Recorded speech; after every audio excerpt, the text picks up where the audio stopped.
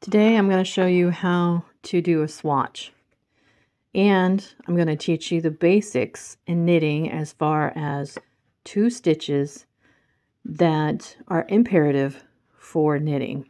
One is called the knit stitch and the other one is called a purl stitch. And while I'm doing this tutorial on the swatch we're going to make, before we even begin any project, it's always best to do a little swatch. And it's not difficult to do, it doesn't take too much time, but it is nice to know how many rows that it's going to take to get to an inch. Okay. What I like to do is start off with my needles. I have a circular needles right here. They're approximately 8 US, and I'm going to show you how I cast on my stitches.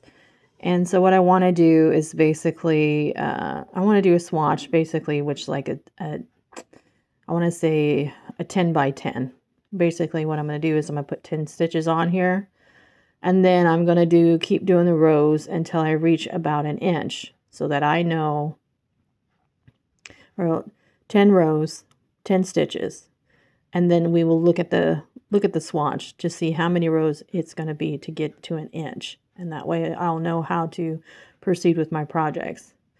Also, the yarn that I'm using is going to be, oops, let me turn it upside down here. Okay, so with the knitting needles, size 8 is what I have. 250 yards. And this is a number 4 medium type of yarn, so it's not too thick and it's not too thin. And it's nice and soft. And I recommend any hat, gloves, scarves be nice and soft. Pretty much all my projects are having I use soft yarn for. Even though this is acrylic, I find this is soft yarn. Let's see. Okay. So I said a 10 by 10. So we're going to do 10 stitches. And I like just to start off by counting 10. 1, 2, 3, 4, 5, 6, 7, 8, 9, 10 stitches. And then I'm just going to turn around and make my slip knot. If you guys if it's hard for you guys to make the slip knot, that's fine. But I do have a video on my slip knot, be it left-handed or right-handed. And so I'm going to do my right-handed slip knot. I'm going to go under the yarn, fold it over to an X. I don't know if you can see the X or not. There's the X. And I'm going to grab the yarn and pull it through. Just like that. I'm going to do it again. So I'm going to go under the yarn, twist, and then take my fingers and grab the yarn, pull through. And that's how I made my slip knot. All right. Then take my counted stitches, which were 10. So I'm going to make sure I get 10 stitches on here, have enough space to do 10. And I want to make sure that my tail end is facing towards me as I'm knitting. So when you start putting things on the knitting needles, you want to make sure that it's there, because it's going to be all wonky when you try knitting things. And it'll catch the needles. I don't know. I'll show you here in a minute why we do that. So I'm going to use 2 needles. The reason I do this is because a lot of people cast on, it's very, very tight. My casting on is really tight, and then when I go to try to knit something, it's hard for me to get through the needle. So I'm going to do 2 needles to cast on. So basically I have my 2 strings. I'm going to hold it in my hand just like this. Put my finger through there to get it like this. Oops. Oh, it just fell right off, didn't it? Okay. Put that back on. Oops, I did it.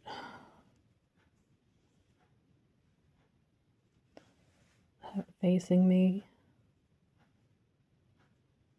Okay. Put my finger through there. And then I'm just going to put my thumb in there too. So I started with my one finger. And I want to put both of them in there. Both fingers. And what I'm going to do is I'm going to just bend my hand up. Raise my hand up. Kind of like this. I've got my needles. And I'm looking at this string here. It's kind of awkward if you're not used to doing it. I need more string. This is pretty tight. Okay. So string goes in there, thumb goes in there, just like that. And I'll turn it around so you can see there's a string here and then there's a string on this side. So what I want to do is I want to catch under the first string, over the second string, and then let go. Don't let go of the yarn in your fingers as you're holding it. Just let go of the string on top that you just wrapped around the needles.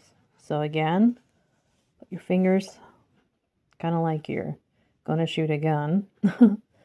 And you're going to go under the first one, over that second one. And yes, make sure both needles do that. And that's how you're going to let that go. By moving this thumb, you'll be able to release the yarn. So again, under, over, pull, under, over, pull, under, over and pull, under, over and pull. Let's see how many we got. 1, 2, 3, 4, 5, 6, 7, 8, 9, and 10. Remember, it's going to be a swatch, so it doesn't have to be perfect at the moment. We're just trying to figure out how many rows it's going to take to get to an inch. So I like to pull one of the knitting needles off and see how loose, how nice and loose that is. It's really nice and loose. I can get my other knitting needle in there. It's great. So I'm going to flip it. And if you notice, we have the little tail is what we call it now. This tail end, which is not what we're using.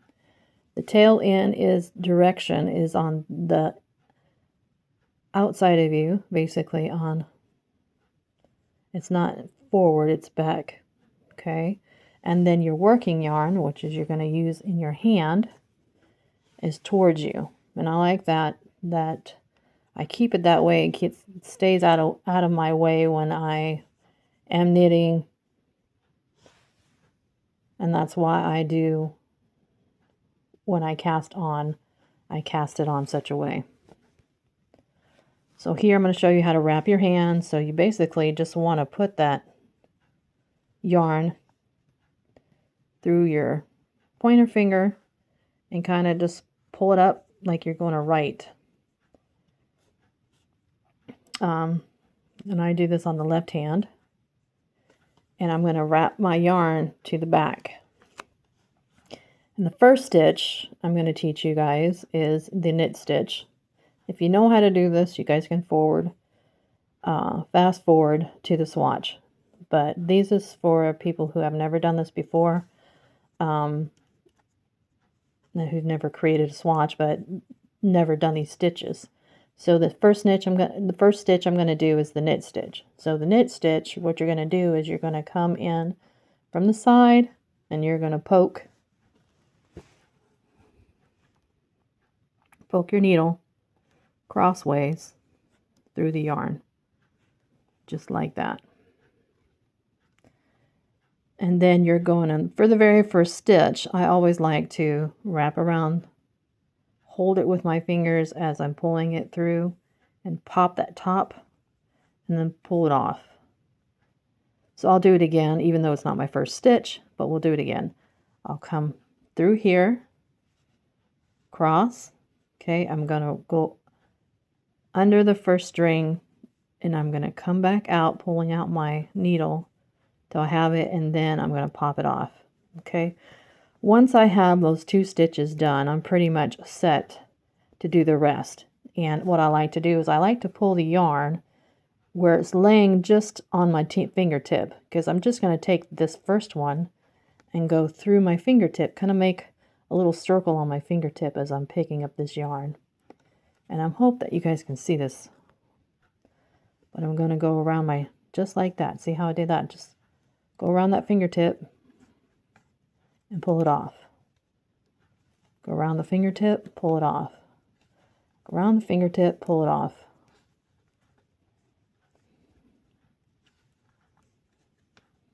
And that is your knit stitch. It's the quickest way to do continental knitting, and that's what we're doing. That style of knitting is continental. And then as you look on the back, you'll see this little pattern, little bumps. Okay, these little bumps is what we call a little purl stitch. On the front, we did the knit stitch, and on the back, you'll have a purl stitch. And that completes our set row. Basically, I like to call it set row. If I was to do a pattern, I would put my set row, my little pattern in, and then I would just keep repeating that pattern. But for right now, we're just doing a swatch. So I'm just going to repeat this pattern on the back, which is the purl stitch. Now this is a different stitch. It requires the yarn to be in front, not wrapped behind, but in front. So leave the yarn with you. You're going to grab it with your fingers, act like you're going to write. And what I like to do is I like to just push down this first one. Push it down so you can get your needle in there, just like that. You're going to come forward this time. You take the yarn and you're going to push it down and then kind of get it on their needle, and then you're just going to slide it off with your finger. Okay, we'll do it again. Make sure the yarn's in front. Slide it in. Just like that.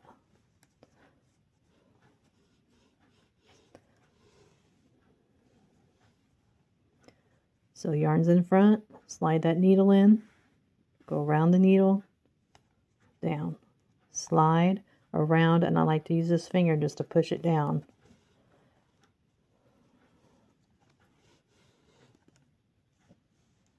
Just makes it easier for me to do these stitches. Now it's going to take you some time to practice the purl and the knit stitch if you have never done it before. It's okay. The swatches are the easiest, I would say, little piece that you can do just to practice and practice and practice. So while we're practicing our stitches, we're going to be creating the swatch. Now we're at the knit stitch, so we're going to put the yarn in front.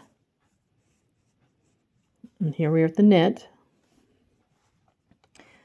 We're going to slide the knit in, or slide the needle in, excuse me. Slide the needle in, wrap that first one around and pull it through.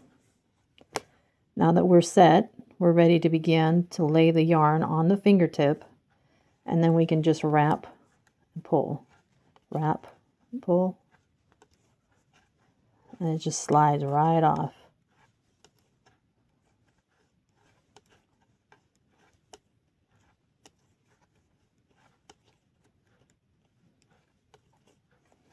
Then I'm just going to turn my needle, try to keep the yarn in my hand, and it's naturally set to purl. So the first stitch, I'm going to push it down, go behind it, make sure my yarn is there. Yep, I got it. Push it off the needle. Now I'm set to complete the rest, 9 stitches. So it's going to go behind the stitch, behind, just like that. And when you get fast enough at it, it just goes like a breeze. You'll just not even think about it. It just becomes second nature. So I'm going to keep doing the knit stitch. And we're going to go up at least 10 stitches. Okay, and how you know you have your stitches, you just look at the front. And you'll see like these little hearts are in here. And we're just going to count them. 1, 2, 3, 4. I've completed 4 hearts, or V's basically. I call them hearts, but V's. 1, 2, 3, and 4. So I'm going to do 6 more rows, and then I'll meet you when the swatch is done.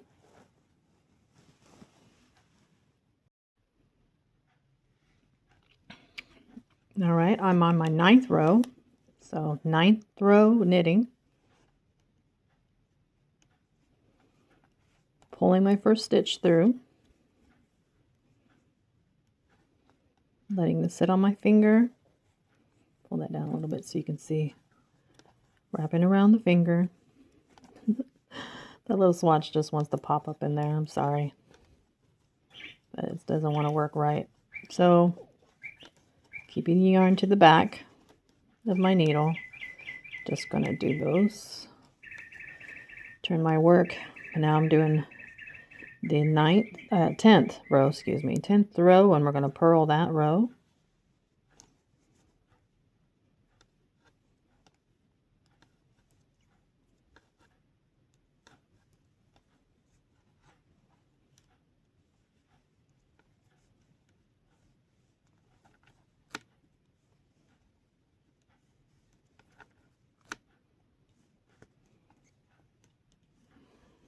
All right, all purled. Now, we'll talk about the swatch. Like I said, the swatch will let you know how many rows does it take to get to be an inch. Because a lot of patterns call for, 9 inches, 3 inches of this, 3 inches of that, or whatever pattern they're trying to make when you just do the repeating process. But that's why we need our trusty gauge. This enables us to figure out how many stitches it's going to take to get to be an inch. So if you look up here, I'm going to place it just like this. And I'm going to use this as a pointer. So we know each little V, I'm going to take that off maybe, if I can use it or not. Man, my yarn just wants to go all over the place. Let me get situated here. I apologize. Okay.